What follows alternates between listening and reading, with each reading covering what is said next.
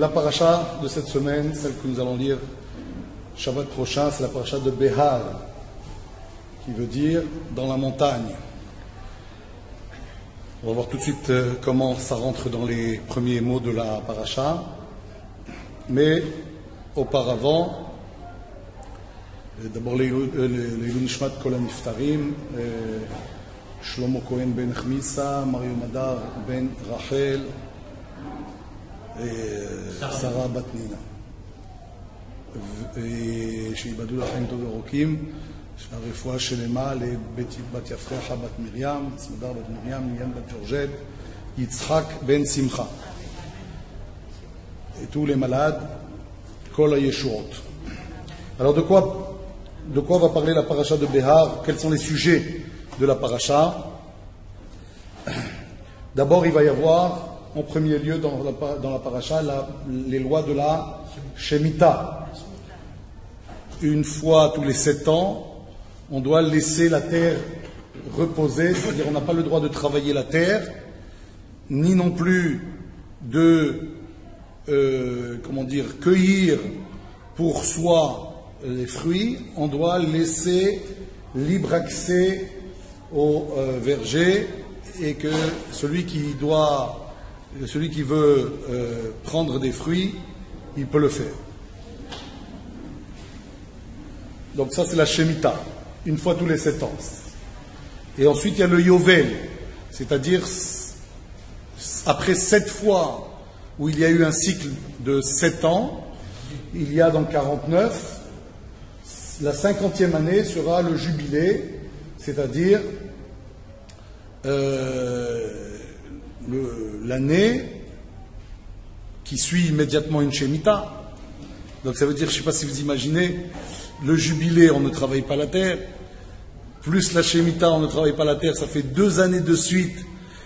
Quand on arrive à un jubilé, il y a de quoi être en épreuve, puisque 2 années de suite, on ne peut pas travailler la terre ni moissonner.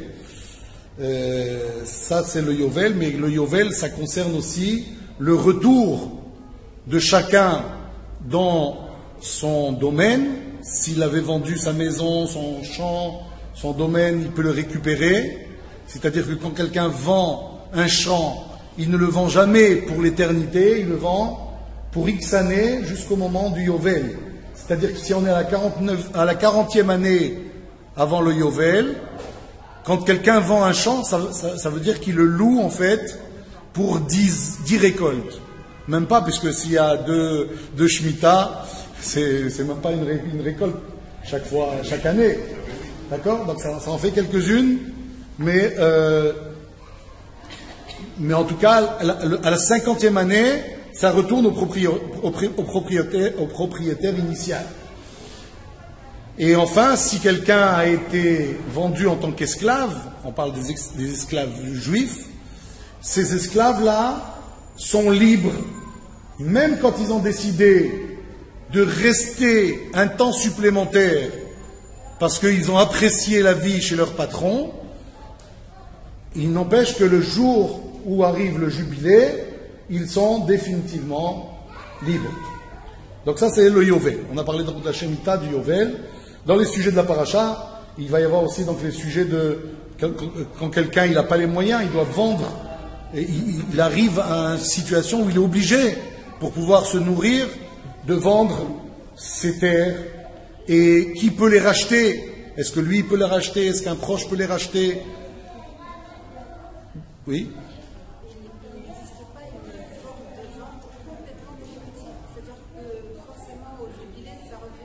Ça revient pas? Ça reste à celui qui l'a acheté. La seule exception, c'est si quelqu'un a vendu une maison dans une ville fortifiée, une ville avec des murailles, et que pendant 1 an, il n'a pas eu l'occasion de le racheter. À ce moment-là, ça reste définitivement à celui qui a acheté ce terrain, cette maison. C'est la seule exception.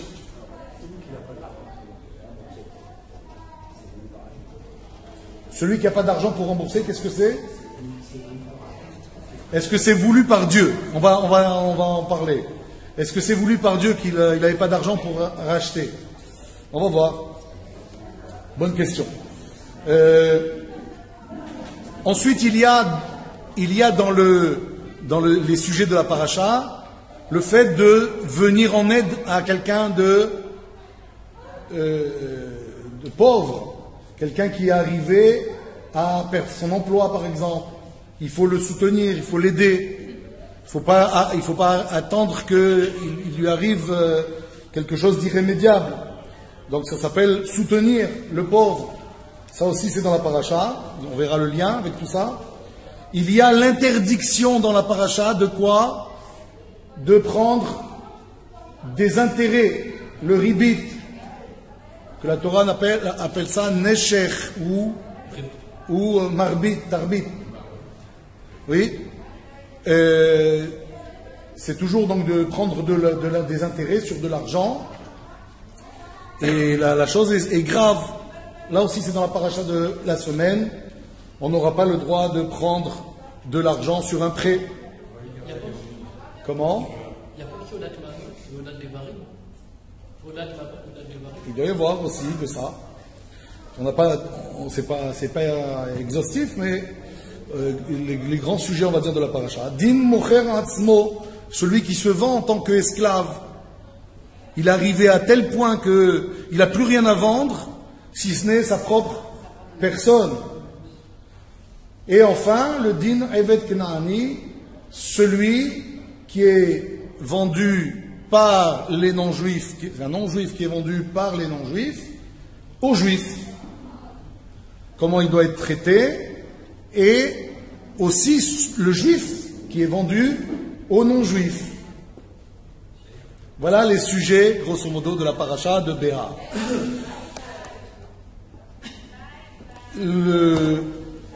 Le premier thème que je voudrais aborder, c'est lié justement à la question qui a été posée. Si quelqu'un n'a pas d'argent pour racheter, est-ce que ça veut dire que Dieu ne veut pas qu'il ait? Est-ce que c'est ça? Ça pourrait l'être. En tout cas, c'est dû à quelque chose. À quoi?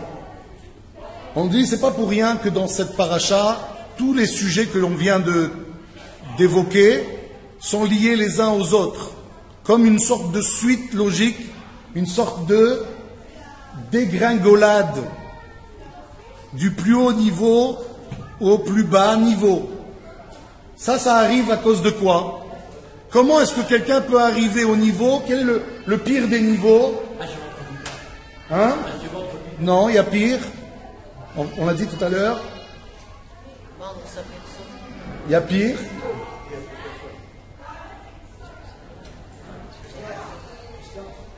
Se suicider. Presque, je dirais, mais c'est pas évoqué ici, parce que bon, c'est pas le... Comment ça? Ah, parce qu'il y a du bruit. La pire des choses, c'est d'arriver à être vendu à un goy. Alors, parce qu'un esclave juif qui est vendu à un juif, d'abord il n'est pas vendu, il est simplement engagé pour 6 ans. Son patron doit le respecter mieux que sa propre personne. Il doit, lui donner, un certain nombre de droits, oui, que la Torah lui attribue, et il n'a pas le droit de déroger. Il n'a pas le droit de lui donner des travaux pour rien. C'est vraiment pas un esclave par rapport à s'il se retrouverait chez les nations, où là évidemment un esclave chez les nations, c'est d'abord j'ai oublié de dire, chez le juif il respecte sa propre religion, il fait le Shabbat, il fait toutes les mitzvot, il doit le faire, il doit mettre les tefilines le matin, il doit prier le matin, etc. Par contre, s'il arrive chez les nations, à ce moment-là, qu'est-ce qui va se passer? C'est presque un suicide. C'est pour ça que je disais, ça ressemble, c'est arrivé à une situation où il va complètement devenir peut-être idolâtre. Il va s'assimiler complètement. Il ne va plus être récupérable. Il ne pourra plus revenir dans le circuit. Alors, voilà, on va y arriver. Alors, tout ça, c'est dû à quoi? Ça commence par la Shemitah.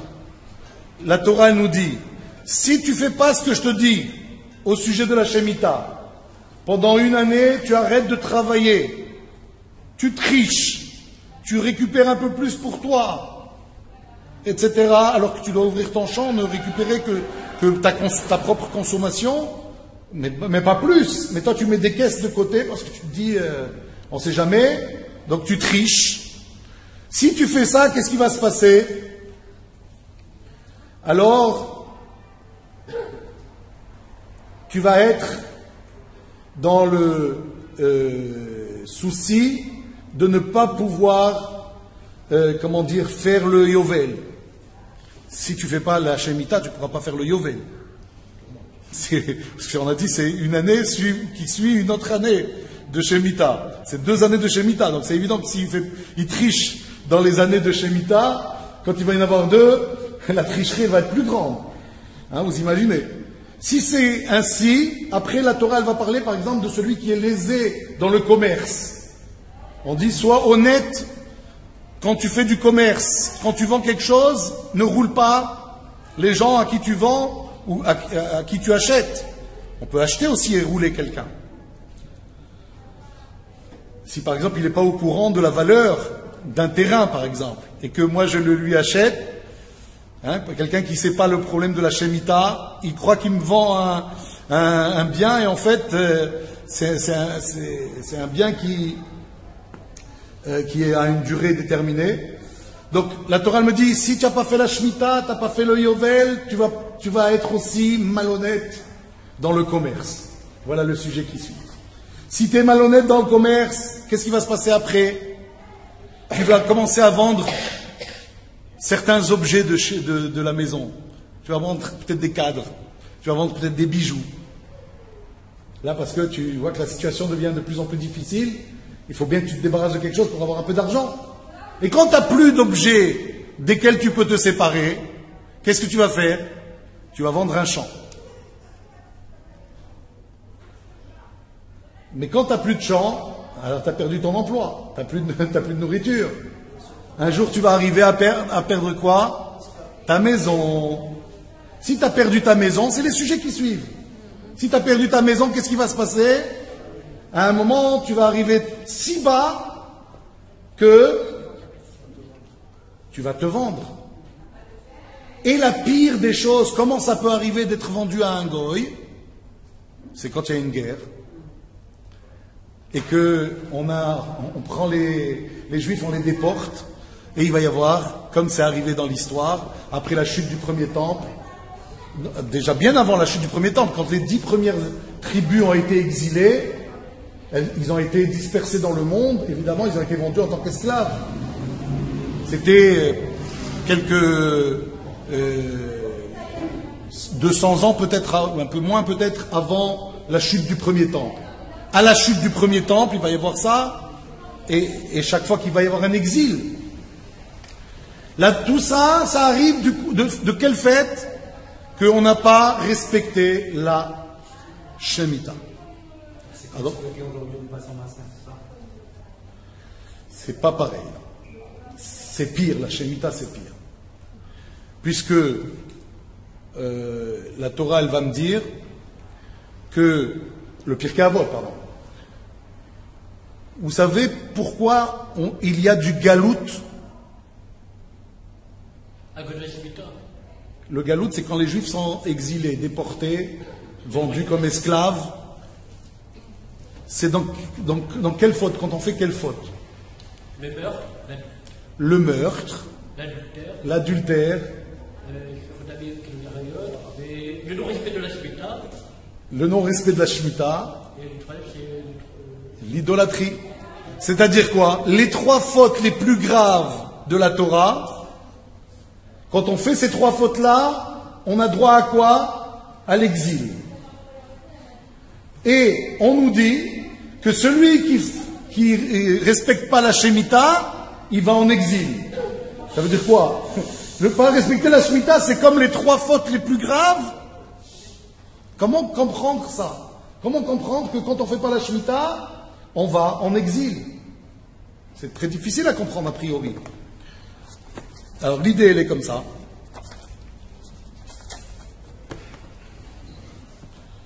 Que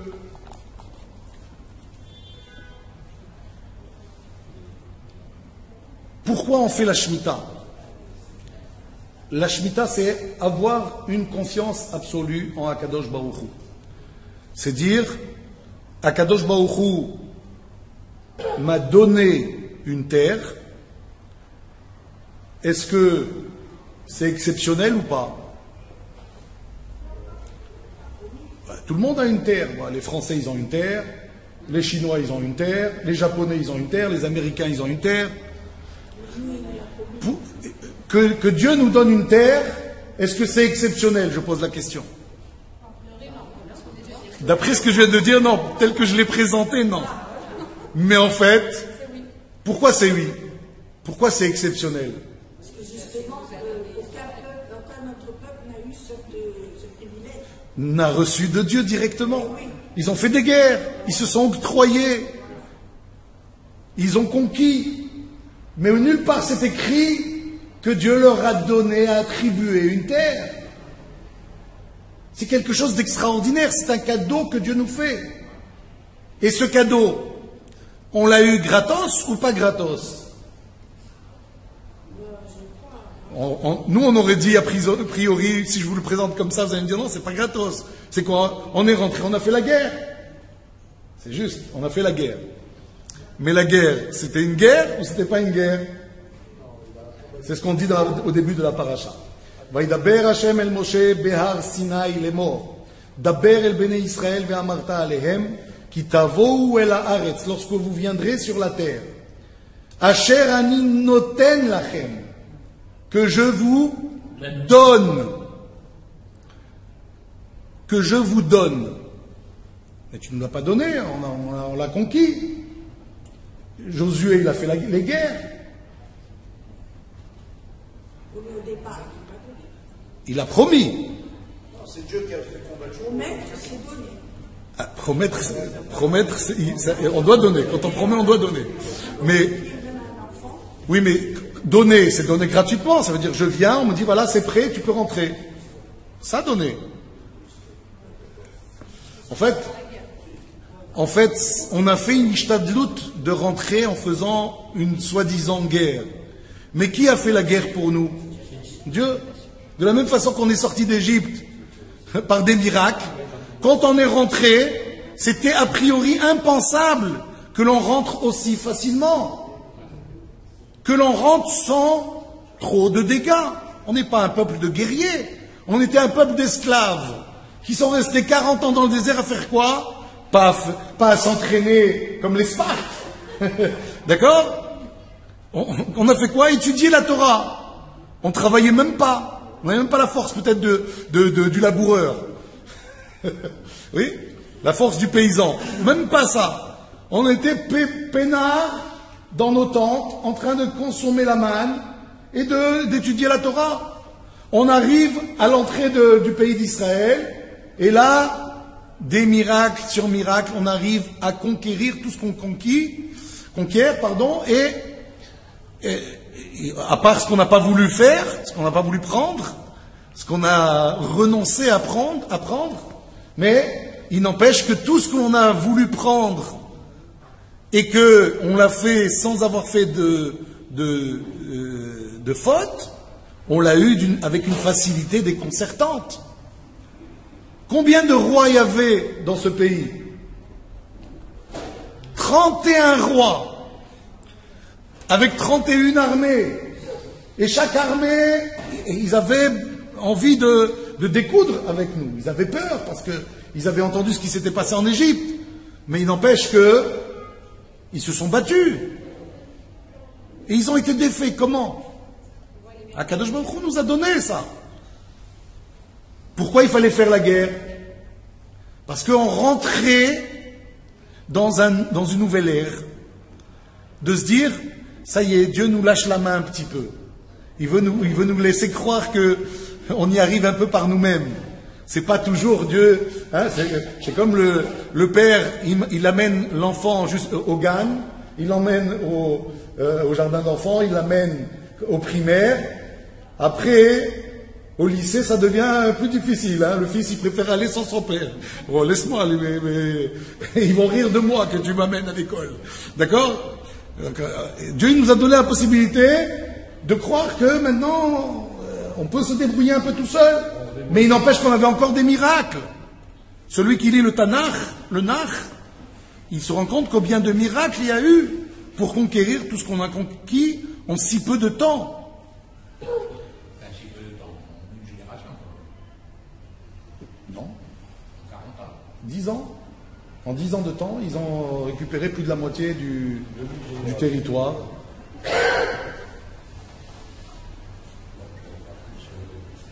Une dizaine d'années, je pense. Non, ça c'est 40 ans dans le désert. Je ne parle pas des 40 ans dans le désert. Les 40 ans dans le désert, c'est une parenthèse où Dieu était avec nous, il nous tenait la main.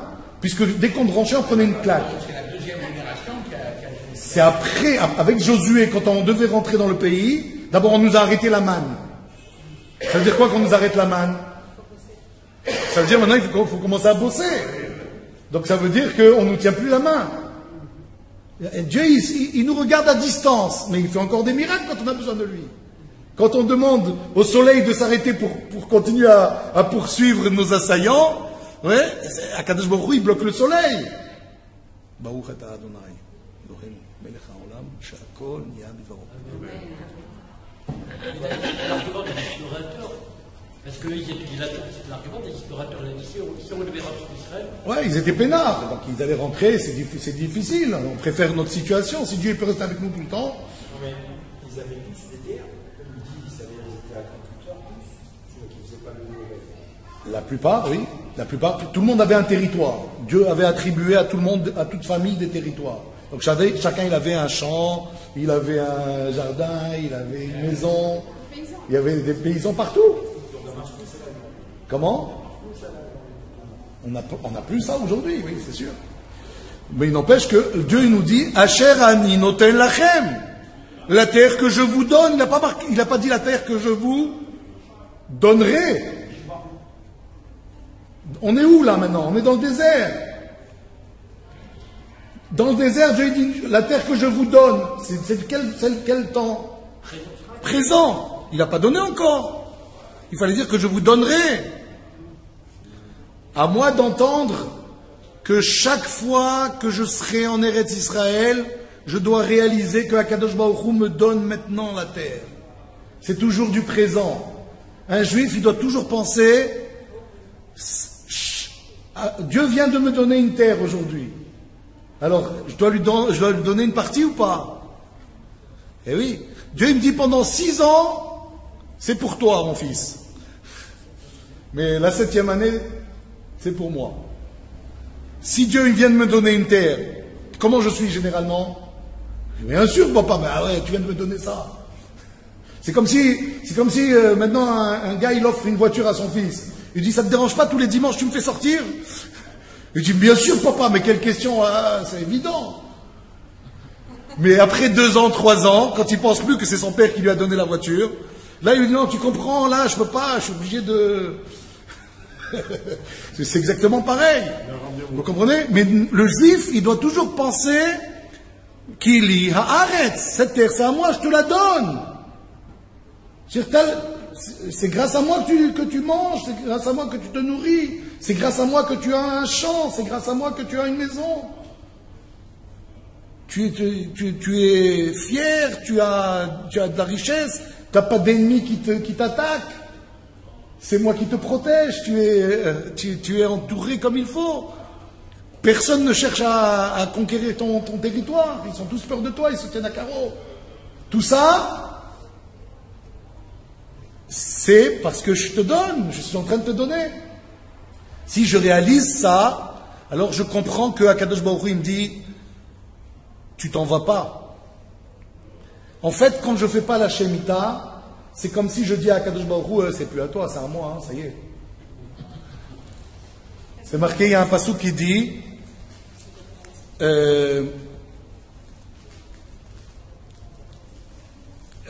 Shamaim, Shamaim l'Adonai, Ve'haaretz Natan livnei Adam.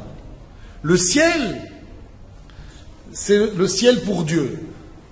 Et la terre, il l'a donnée aux hommes. Qu'est-ce qu'on comprend de là? Dieu lui, il a pris le ciel et il nous a donné la terre. C'est ça qu'il faut comprendre. Donc Dieu, il n'est pas sur la terre lui appartient pas. Il y a un autre texte qui nous dit Haaretz Lachem. Lachem Haaretz Umloa. Toute la terre et tout ce qu'elle renferme, ça appartient à Dieu. Donc alors ça veut dire quoi le pasouk? Shamaim, Shamaim l'Adonai. Le ciel, il est à Dieu, et la terre, elle a été donnée aux hommes. Dieu nous a donné la terre. Et qu'est-ce que vous faites de la... Toute la terre est à Dieu, donc c'est Dieu qui a dit. Mais pourquoi on dit alors Shamaim, Shamaim l'Hachem? Le ciel, c'est le ciel pour Dieu. Ça, c'est par rapport au brachot, par rapport à la La réponse, elle est comme ça. Vous savez, c'est quoi ce pasouk qui te dit si, c'est comme s'il faut rajouter un si. Si tu donnes à Dieu le ciel, alors Dieu te donne la terre. Ça veut dire quoi que je donne à Dieu le ciel? Et là, je comprends pourquoi maintenant, celui qui fait les 3 grosses fautes du judaïsme, il est exilé, et celui qui fait pas la Shemitah, il est exilé. Parce qu'il ne fait pas Shamaim, Shamaim l'Hachem. C'est quoi Shamaim, Shamaim l'Hachem? Le ciel, c'est le ciel pour Dieu. Ça veut dire, si je fais de l'idolâtrie, c'est que j'ai décidé, même Dieu, c'est pas Dieu. Si j'ai décidé de tuer, je tue qui? Je tue celui qui est fait à l'image de Dieu. C'est comme si j'élimine la présence divine. C'est-à-dire, je ne reconnais pas Dieu. Je ne lui donne même pas un Shamaim à Dieu. Et quand je prends la femme d'autrui, je fais quoi? Je dis, vive l'infidélité. Et donc, qui dit vive l'infidélité, dit vive l'infidélité à Dieu. Et donc, je n'accorde à Dieu même pas à Shamaim, Shamaim l'Hachem. C'est ça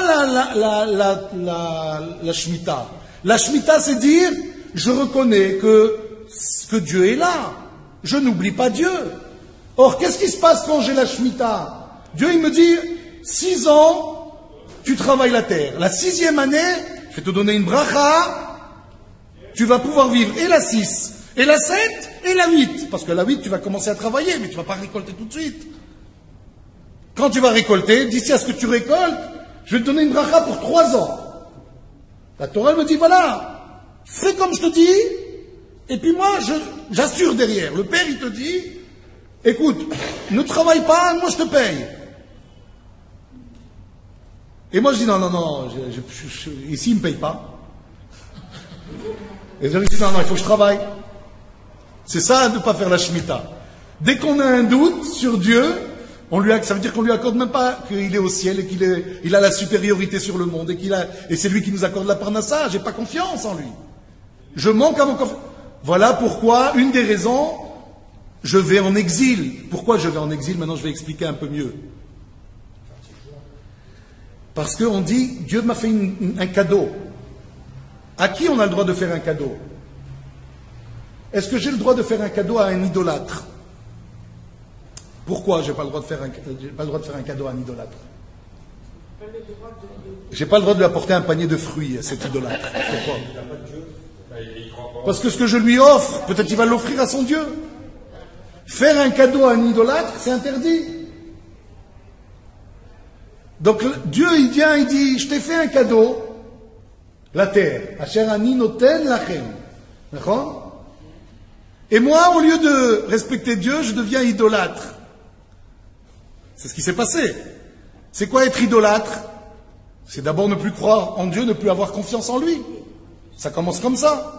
Et après, je me dis, tiens, celui-là, il a l'air de marcher en janvier. Les idoles, c'est quoi? Il y a des idoles pour chaque mois. Ouais. C'est comme des mazal. Comment on appelle les idolâtres? Il y a un terme pour dire ça. Il y a fait Hakoum. Et c'est les initiales de 4 mots qui sont Ovde, Kochavim, non, 3 mots, pardon. Ovde, Kochavim ou Mazalot. Ça donne, en abrégé, Hakoum. Ovde, Kochavim ou Mazalot. C'est ceux qui servent les étoiles, les bonnes étoiles, c'est-à-dire les Mazalot et les astres. Ça veut dire quoi? Ça veut dire, je pense que si je le sers lui, je vais avoir une bonne bracha. Si je le sers lui, c'est bien pour cette période. Vous comprenez? Ça s'appelle Ovde Kochavim Mazalot. Au lieu d'avoir confiance en Dieu, on commence à avoir confiance en des ch'touillottes. Le gars, il va lire l'horoscope, il va dire, waouh, la récolte, elle va pas être bonne. Alors ça veut dire qu'elle va pas être bonne, selon l'horoscope. Donc si elle va pas être bonne, j'ai intérêt à faire attention, hein. C'est pas Dieu qui va m'envoyer quand même. C'est le mazal. Vous comprenez? Alors il dit, je t'ai fait un cadeau. Et maintenant, ce cadeau-là, il est éternel. Quand Dieu nous a fait un cadeau à nous, les Juifs, il nous a promis la terre. C'est un cadeau éternel. Comment est-ce qu'il peut nous retirer ce cadeau? Il ne peut pas. Alors il dit, mais au moins, je ne vous laisse pas profiter de ce cadeau. Voilà pourquoi on va en exil. Vous comprenez? On sort de cette terre, on dit, vous n'êtes pas capable de rester sur cette terre et avoir confiance, et montrer que vous avez confiance en Akadosh Baruch Hu. Vous devez sortir de là. Et donc, tout ça pourquoi? Parce que sinon, on aurait dû avoir normalement la destruction. Dieu aurait dû nous détruire normalement pour ça. Mais Dieu il dit, comme je vous ai donné un cadeau, et ce cadeau est éternel, donc maintenant, simplement, je vous fais partir en exil. Mais l'exil, c'est une souffrance énorme. D'ailleurs, on dit que les 70 ans de l'exil de Babel, c'était 70 années des méthodes qu'ils n'ont pas respectées. Exactement. La meilleure preuve que tout le problème de la Shemitah, ça donne droit à l'exil. Quand on ne fait pas la Shemitah, on va en exil. C'est parce que la Torah elle va dire dans la suite, regardez bien, dans le passouk que j'ai cité, Ki tavou el haaretz, lorsque vous viendrez sur la terre, Asher ani noten lachem, que je vous donne, Veshavta haaretz. Comment on traduit ça? La terre Shomra. La terre Shomra. Shabbat Lachem. Shabbat pour Dieu. Qu'est-ce qui ne va pas dans ce passouk? La terre Shomra. Il n'y a que le Shabbat. Shabbat, c'est Shabbat. Mais je ne parle pas de ça. Parce que la suite, elle va être quoi? Regardez le passouk suivant. Shesh shanim tizra asadecha. Veshesh shanim tizmor karmecha. Pendant 6 ans, tu peux travailler la terre. Vachevit. Pardon. Oui. Vachana shevit. Shabbat. Et la 7e année, Shabbat. Sadcha lotizra. Tu n'as pas le droit de travailler la terre. Alors ça veut dire quoi? Quand tu m'as dit que tu n'as pas le droit de travailler la terre, ça veut dire quoi quand tu me dis Veshavta haaretz tout à l'heure?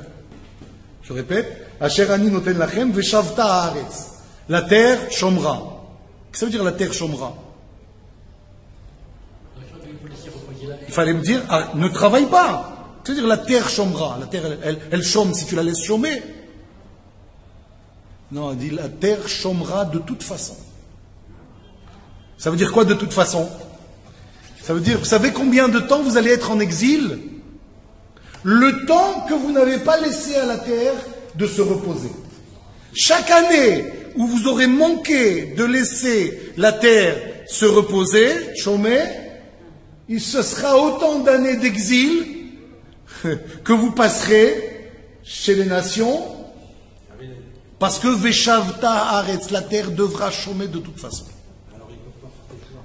Ça veut dire que, si, la Teshuvah c'est dans l'exil.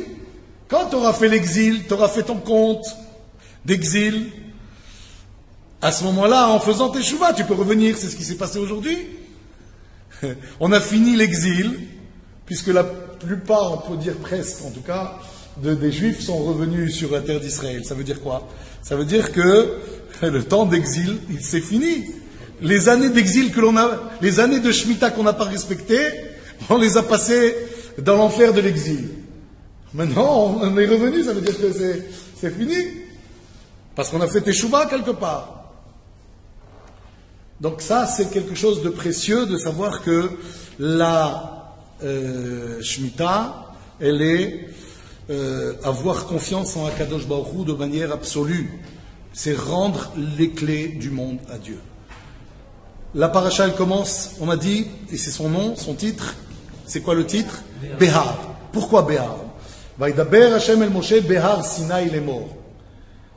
Dieu parla à Moshe sur la montagne du Sinaï la chose suivante. Quelle est la question qu'on doit se poser? Pourquoi il est bon Béar? Pourquoi tu me dis Behar Sinaï? D'habitude, comment ça commence la paracha? Vaïdaber Hashem el Moshe Lemor. Dieu a dit à Moshe la chose suivante. Pourquoi là tu me précises Behar Sinaï? Sur la montagne du Sinaï. Il fallait me dire Vaïdaber Hashem el Moshe Lemor. Il parle de préciser quand même la Shemitah qui a été donnée au Har Sinaï.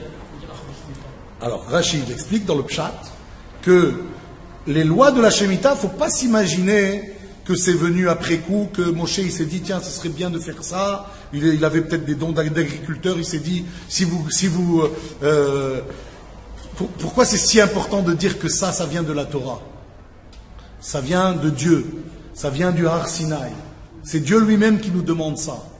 Parce que c'est quelque chose de tellement difficile à faire qu'on aurait pu penser la chose suivante. Imaginez, parce qu'entre autres choses, pourquoi c'est écrit Behar Sinaï? Parce que ça veut dire que ça a été dit à la sortie d'Égypte.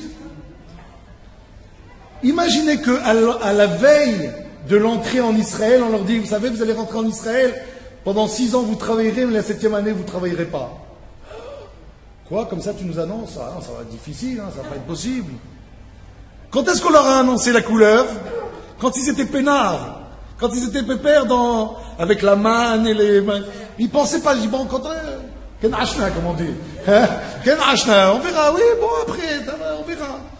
Ils n'étaient pas encore prêts à rentrer en Eretz Israël. Pour eux, ils ne pensaient pas, ah bon, comment, une année on ne travaille pas? Mais si vous réalisez quelqu'un qui doit devenir un paysan, on lui dit pendant une année, pas de récolte. Une année, pas de récolte? Avec la manne alors? Non, sans la manne. Quand ils avaient la manne, mais quand ils n'avaient plus la manne, c'est une autre histoire. Quoi, une année? Ma femme, mes enfants, j'ai 12 enfants, Qu'est-ce que je fais de mes enfants? Hein? Comment ils ont fait? Ça va être la troisième réponse pourquoi on nous dit Behar Sinaï. Pourquoi on nous dit Behar Sinaï? C'est la réponse à ta question. Pourquoi Behar Sinaï? Pour nous dire que c'est quelque chose de divin. Tu ne peux pas te poser de questions. Humainement, c'est pas humain. Ce qu'on te demande, c'est pas humain. Tu peux demander à tous les peuples de la terre. Si toi tu es un homme, tu demandes au peuple de la terre, pendant une année vous ne travaillez pas, à part quelques-uns qui ont du pot et qui sont devenus milliardaires, qui se permettent ou millionnaires, qui se permettent de prendre une année de plaisir, c'est pas ça l'idée, hein, c'est tout le peuple. T'es paysan, pendant une année tu travailles pas. C'est un cadeau finalement. Combien de fois on a vu des reportages en France, les paysans, combien ils travaillent? C'est pas 39 heures qu'ils font. C'est les pauvres ils travaillent un temps fou. Et tous les ans et toute l'année. C'était vraiment pour économiser. Hein? Non, c'est pas pour. Je vais vous dire pourquoi c'est fait. Mais en tout cas, ça, quand on nous dit Behar Sinaï, c'est pour nous dire, c'est un plan divin. Ça peut pas être dit à des humains a priori. Mais c'est ça tout le projet que Dieu a pour nous, les Juifs. Pourquoi il nous a sortis d'Égypte? Pour être comme un autre peuple? Alors, débrouille-toi. Tu veux sortir d'Égypte, t'as qu'à sortir d'Égypte. C'est comme ça que les peuples y font quand il y a des peuples qui sont esclaves des autres. Dieu n'est jamais venu les chercher pour leur dire, allez, je viens vous récupérer.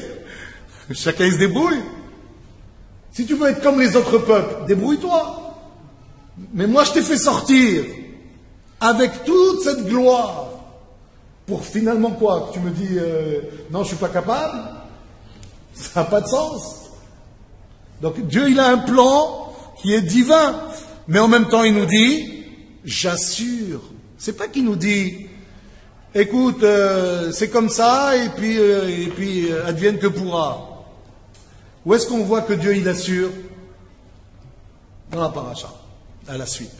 À un moment, c'est marqué, comme je vous ai dit tout à l'heure, Vetsiviti et birchati. Je vous lis le texte. C'est un texte extraordinaire, en ce sens que aucun humain n'aurait pu dire un texte pareil. Torah min hashamayim. Vetsiviti et birchati lachem. J'ordonnerai à ma bénédiction pour vous.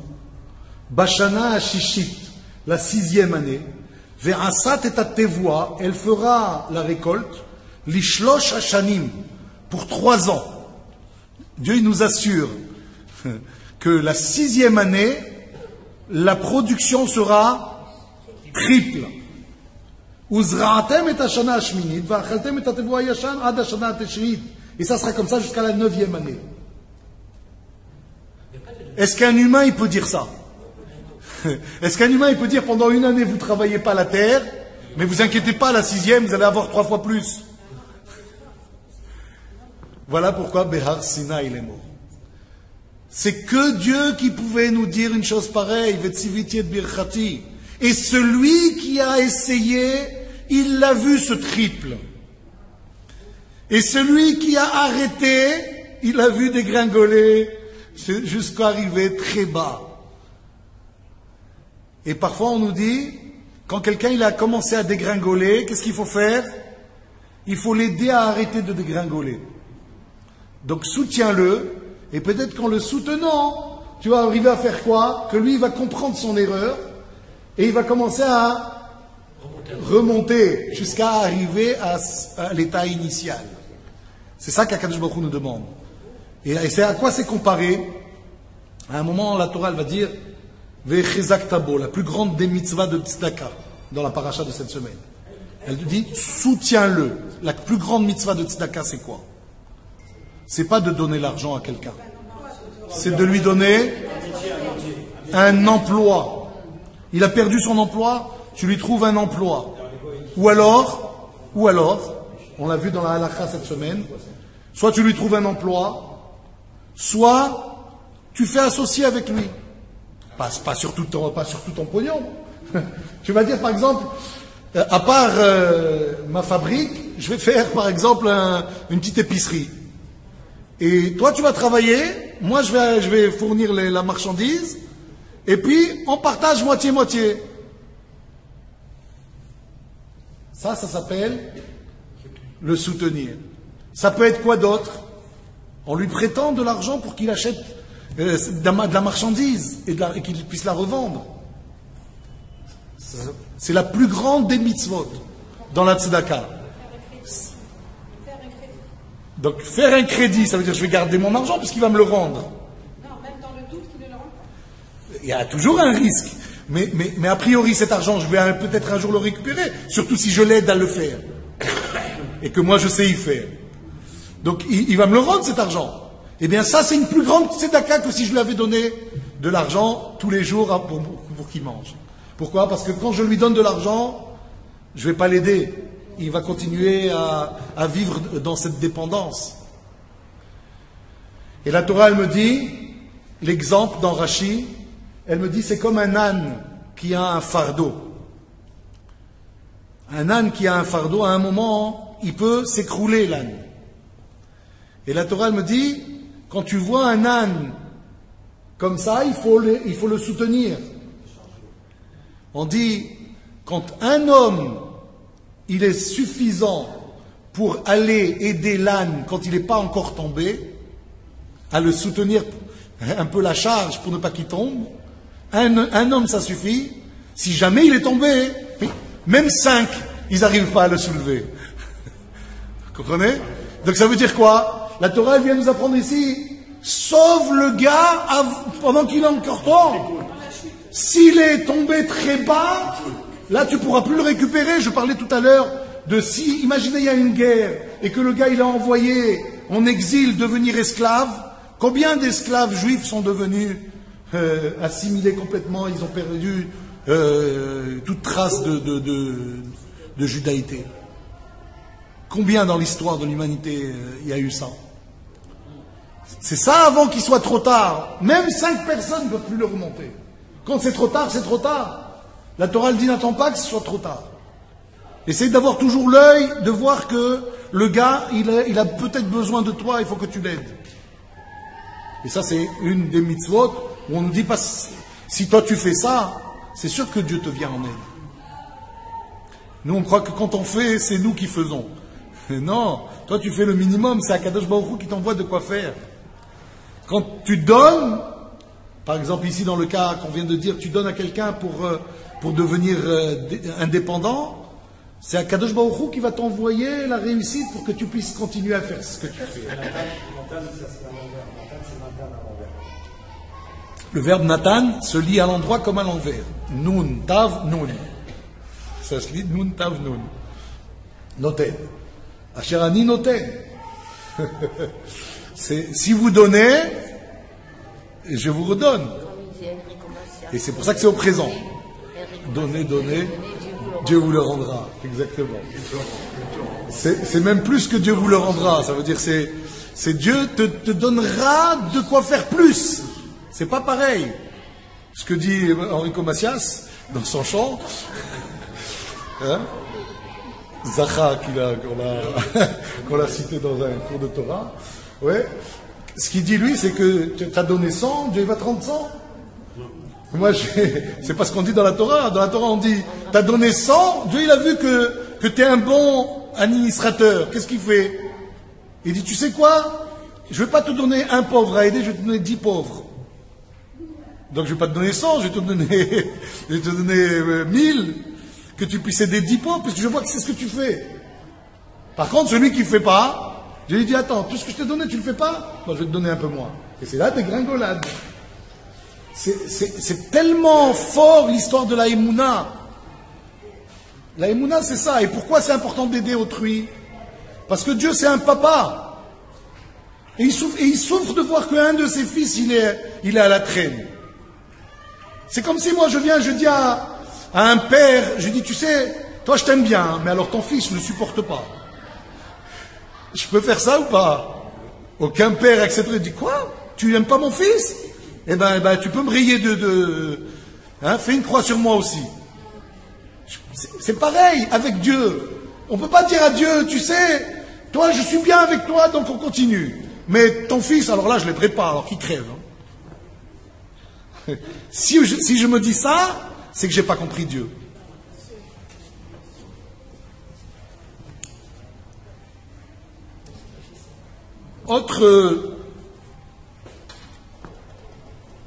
Alors oui, il y a un sujet très très important, on va terminer par celui-là, parce que malheureusement on n'a pas beaucoup de temps, mais je crois que c'est un sujet qu'on avait abordé l'année dernière, il me semble, mais on va un petit peu le développer. Et j'imagine que soit vous allez vous en rappeler, soit peut-être vous avez oublié, mais ça va nous faire du bien de rappeler ça, si jamais vous vous rappelez. Tout à l'heure, quelqu'un a évoqué qu'il y a le Shabbat, et puis il y a ça a l'air d'être la même chose. La Shemitah s'appelle aussi Shabbat. La Shemitah s'appelle Shabbat. C'est la raison pour laquelle Dieu nous dit, pendant 6 ans tu travailles, la 7e année tu arrêtes. Pourquoi il ne dit pas, pendant 3 ans tu travailles, et la 4e année tu t'arrêtes? Ou 10 ans? Pourquoi 7? Parce que c'est la même idée que le Shabbat. Et en fait, le Mea Shiloach, c'est un livre qui a été écrit par Rabbi Mordechai Yosef, si je ne me trompe pas, j'ai pas la suite, bon, c'est pas grave. Le Mea Shiloach, il dit comme ça.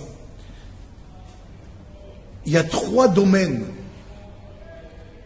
où il y a la même idée qui est appliquée. Ces 3 domaines s'appellent Olam, Shana et Nefesh. Et si vous prenez l'abréviation de ces 3 mots, Olam, ça commence par Aïn, Shin de Shana et Nun de Nefesh, ça fait Ashan. Ashan veut dire de la fumée. Retenez bien ce que je dis. Maintenant, j'explique c'est quoi ces trois mots. Olam. Olam, ça veut dire le monde. Qu'est-ce que c'est que le monde? Un espace. Un endroit. Ça s'appelle le monde. Shana, l'année, c'est une unité de temps. C'est que ça représente quoi? Le temps. Le temps vu sur une année. D'ailleurs, la Parnassa, elle se voit sur une année. Comment est-ce qu'on voit ça, que la Parnassa se voit sur une année? Déclaration de revenus? Non, je parle dans ce que nous voyons chez nous. À Rosh Hashanah, on voit ça, mais aussi tous les jours. Où est-ce qu'on voit que tous les jours, la Parnassa, c'est l'année? Dans la Hamida. La bénédiction de la Parnassa, comment elle se termine? Baruch ata Hashem mevarech hashanim, qui bénit les années. Donc Shana, c'est la Parnassa en fait, mais dans le temps. Et Nefesh, ça veut dire quoi? L'être. L'être. Dans ces trois domaines, il y a ce que l'on appelle l'idée du néant. C'est-à-dire, je m'explique. Dieu nous dit, moi j'ai créé le monde à partir de rien. C'est pas qu'il y avait quelque chose, j'ai dit tiens, qu'est-ce qu'on fait avec ça? On va faire un monde. Il n'avait aucune matière première. De rien, il a dit que le monde soit et le monde fut. D'accord? Il dit, moi ce que je vous demande, c'est dans ces trois domaines, vous retournez à la source de tout. C'est-à-dire que pendant un temps, vous devez arriver dans l'idée du néant. Dans ces trois domaines. Le Olam, c'est quoi? Le monde. C'est la terre. C'est la Shemitah. Dans la Shemitah, on nous dit, pendant 6 ans tu travailles, la 7e année, tu retournes à la source. C'est quoi la source? Tu fais rien. Tu fous rien pendant 1 an. Comment tu manges? De la même façon que moi j'ai créé le monde sans rien, je te donne à manger sans que tu fasses rien. Le temps, c'est Shabbat. Pendant 6 jours tu travailles. À l'époque où on travaillait et on gagnait notre vie au jour le jour, on recevait son salaire à la fin de la journée. Quand on te dit pendant 1 jour tu ne travailles pas, Dieu te dit tu reviens à la source. Pendant le Shabbat, tu fous rien. Tu manges, tu bois, tu dors, tu manges, tu étudies et tu vas manger quand même. Ne file pas. Et dernière chose, l'être. Même dans l'être, il y a quelque chose comme ça, que à un moment donné on dit, ça doit revenir au rien. C'est quoi? Ce qu'on n'a pas évoqué. On a évoqué la Shemitah, on a évoqué le Shabbat. Qu'est-ce qui reste dans l'être? Après, c'est la mort. Le Kohen. Le Kohen. C'est celui qui fout rien. J'explique. Le Kohen, ça veut dire quoi? C'est celui qui fout rien. C'est celui qui n'est pas paysan puisqu'il n'a pas eu d'attribution de terre. Et qui doit le nourrir? Le peuple. C'est le peuple qui doit nourrir le Kohen. On doit donner un certain nombre de cadeaux au Kohen. Pourquoi on doit lui donner? C'est celui-là que Dieu a choisi pour me servir. Ce que les gens appellent les parasites. Pour ceux qui étudient la Torah, par exemple. Parce que pourquoi les Kohen? C'était eux qui étudient la Torah. Comme ils étudiaient la Torah, ils devaient servir Dieu. Donc Dieu a choisi ceux qui faisaient quoi? Rien. C'est-à-dire pas le travail des autres, que les autres font. C'est par là que la bracha, elle arrive. C'est qui me bénit? C'est qui bénit tout le monde? C'est le Kohen. Alors on dit, c'est ça l'idée. Dans l'esprit des gens, on pense tous à des assurances. On a tous quelque chose qui nous rassure. C'est quoi? Dans ces trois domaines. C'est par exemple le fait d'avoir des territoires. quand quelqu'un il a des territoires, il dit ah j'ai pas trop à m'inquiéter parce que il arrive quoi que ce soit, j'ai des territoires. C'est Shana, c'est le temps. Où est-ce qu'on voit le problème du temps? Dans l'argent. Quand quelqu'un il a de l'argent, il le prête aux autres et il reçoit des intérêts. Sur quoi il reçoit des intérêts? Sur le temps qui passe. Il dit ah, j'ai 2 millions, dans 10 ans j'aurai 10. Oui, donc ça veut dire quoi? Que le temps que j'ai devant moi, je me dis, ah, celui-là, il me rapporte.